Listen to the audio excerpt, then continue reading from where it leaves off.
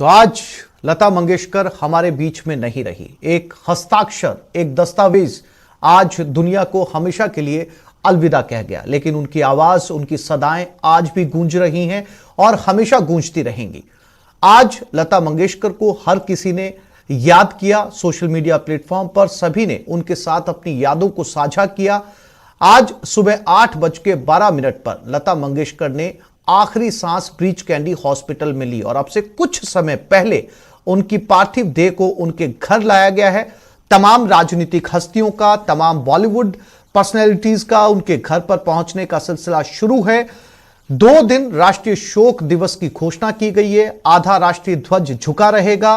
प्रधानमंत्री नरेंद्र मोदी खुद अंतिम दर्शनों के लिए मुंबई पहुंच रहे हैं। लता मंगेशकर एक ऐसी आवाज जिसको गुलाम भारत से लेकर आजाद भारत तक के नागरिकों ने सुना, सराहा और उन तमाम गायकों की वो रोल मॉडल रही जिन्होंने संगीत गायकी में अपना करियर शुरू किया।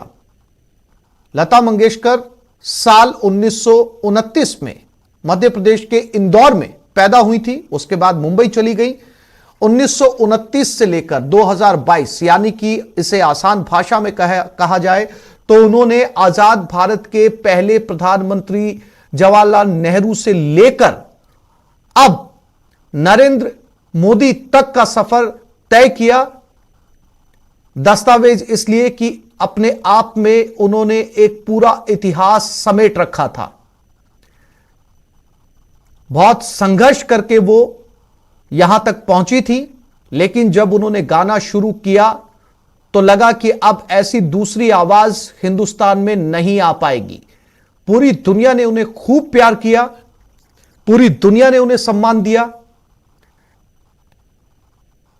तमाम पुरस्कार उन्होंने अपने नाम किए और शायद वो अकेली ऐसी गायिका हैं भारत की, हिंदुस्तान की, जिन्हें स्वर कोकिला के नाम से नवाजा जाता है, यानी कि उनके मुकाबले कोई दूसरा स्वर नहीं।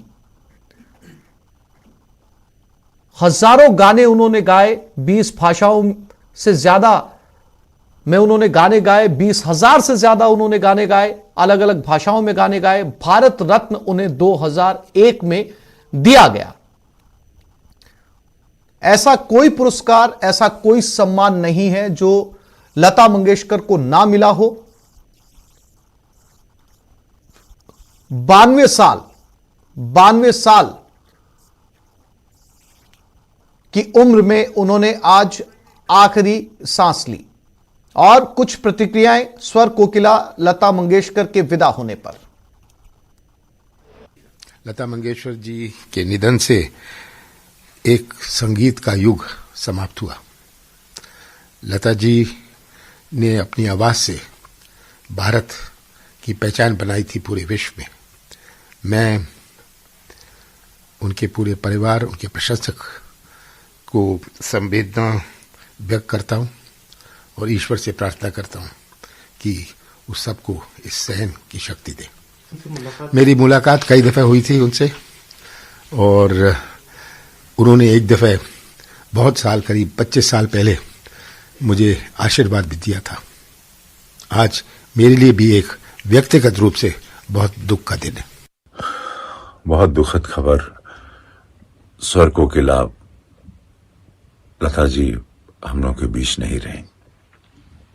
पूरा सिनेमा जगत, संगीत जगत आज अनाथ हो गया, अपनी मां को खो दिया। आवाज कहां से आएगी? भारत की पहचान थी लता जी। लता दीदी ने संगीत को और आवाज को एक संस्कार, संस्कृति के साथ, एक क्लास के साथ जो एक मुकाम दिया था, वो अब भरपाई बहुत मुश्किल है। सिनेमा जगत का सबसे बड़ा काला दिन आज लता दी का चले जाना। महादेव उनको अपने श्री चरणों में स्थान दे। देखिए, स्वर और संगीत का एक पवित्र संगम अगर कहीं देखना होता तो वो लता जी थी और लता दीदी थी। उन्होंने संगीत को साधना के रूप में और स्वर को संकल्प के रूप में जिया और पूरे देश को संगीत और स्वर के प्रति सम्मान दिलाने का काम किया है। उनका एक बहुत मशहूर एक गाना था कि अजीब दास्तां है ये, कहाँ शुरू कहाँ ख़त्म, ये मंजिलें हैं कौन सी, न हम समझ सके न तुम। अगर इस पूरे के पूरे इस गाने को आप सुनेंगे तो आज लता जी की आपको बहुत याद आएगी। मैं उनके प्रति श्रद्धा सुमन अर्पित करता हूँ, श्रद्धांजलि, और उनके जो परिवार के लोग हैं, जो उनके चाहने वाले हैं, उनको इस इतने बड़े दुख को सहने की शक्ति दे। यहाँ पर 1928 में उनका जन्म हुआ था। अगले 3 साल 4 साल वो यहाँ रहे थे और उनकी मासी इंदौर की हैं। जब हमको पहले मालूम था कि ये स्थली है, पर जब 1976 में उनकी मासी जो प्रेमनगर में थी कुछ रिश्तेदारों को लेके जगह दिखाने लाई थी, तब ये कंफर्म हुआ था कि ये यहाँ पे लता मंगेशकर जी का जन्मस्थली यही है। ये बिल्डिंग पूरा एक वाड़ा होती थी, आगे से लेके पीछे तक 2 गली के अंदर, तो बीच में एक कमरा होता था कोने में, जो आज टूट गया है। 1960 के अंदर जब ये मकान वापस से बना था तो हम लोगों को ये पक्का मालूम पड़ गया था कि लता जी का जन्म यहीं हुआ है और उनकी मासी यहाँ पे वो कभी आए यहाँ मुलाकात? नहीं, उनका एक बार संयोग बना था आने के लिए, वो भैयू महाराज के वहाँ आई थी, पर तबीयत खराब होने के कारण वो यहाँ पे आ नहीं पाई थी। बाकी उस समय के मराठी समाज के लोगों ने यहाँ पे तैयारी करके रखी थी, पर वो आ नहीं पाई थी। आज लता जी के जाने के बाद बड़ा दुख हो रहा है। लता जी वो शख्सियत थी कि पाकिस्तान ने बोला था कि आप कश्मीर ले लो और हमें लता जी दे दो, तो ऐसी शख्सियत का जाना, और सबसे बड़ी बात इंदौर में उनका जन्म हुआ, जिस स्थान पे हम खड़े हैं ये लता जी का जन्म हुआ था। आज हम लोगों ने यहाँ सुबह से श्रद्धांजलि दे रहे हैं, हजारों लोग यहाँ आके श्रद्धांजलि दे रहे हैं। तो आज ये बड़ा गम का विषय है। हम परमपिता परमेश्वर माँ सरस्वती से प्रार्थना करते हैं कि आप अपनी बेटी को अपने श्री चरणों में स्थान दें। जब 8:12 पे लता जी ने अंतिम सांस ली और समाचारों के माध्यम से मालूम पड़ा कि लता जी नहीं रही, पूरे इंदौर शहर में एक गमगीन माहौल हो गया और अपने आप में एक बड़ा दुख हुआ कि हमने एक ऐसी स्वर कोकिला को खो दिया जिसकी हम रिक्त स्थान की पूर्ति इस जीवन में कभी नहीं कर सकते। इंदौर शहर के बारे में अधिकांश चर्चाएं करती थी, अब कैसा बन रहा है, कैसा शहर है, इस विषय में अधिकांश उनसे बात हुआ करती थी।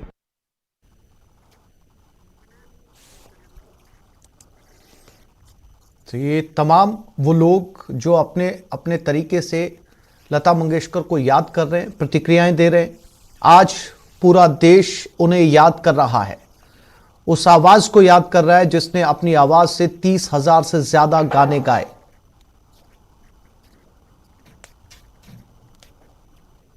लता मंगेशकर अब हमारे बीच नहीं रही। 92 साल की उम्र में उन्होंने हमेशा के लिए अलविदा कह दिया, लेकिन उनकी आवाज हमेशा उनके चाहने वालों के बीच बनी रहेगी।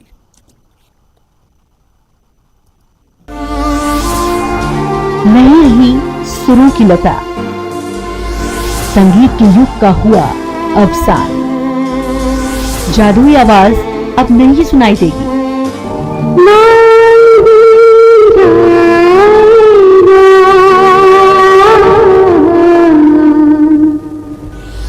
लता के बिना संगीत की महफिल कैसे सजेगी?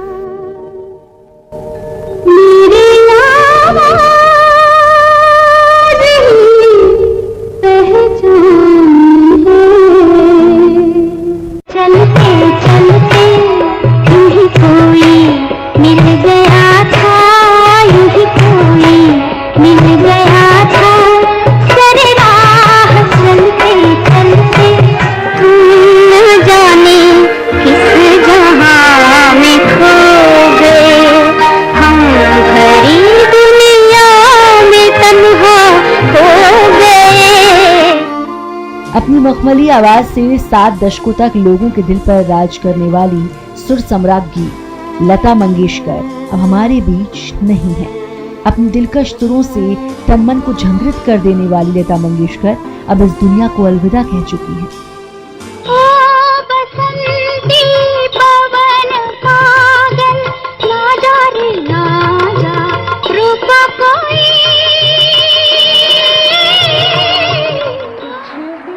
दशकों फिल्मी दुनिया की गायकी में एक छत्र राज करने वाली लता मंगेशकर का जन्म 18 सितंबर 1929 को इंदौर के मराठी ब्राह्मण परिवार में हुआ था। पिता दीनानाथ मंगेशकर से विरासत में मिले संगीत ने उनके मन में भी बचपन से ही गायक बनने की प्रेरणा डाल दी थी। हालांकि उनके पिता नहीं चाहते थे कि लता फिल्मों के लिए गाएं। Part of a soul, part of a consciousness of India, Indianness, Hindustani music, Urdu poetry, Hindi poetry, Bengali, and so many other languages she sang. And this void is going to remain forever for all of us. And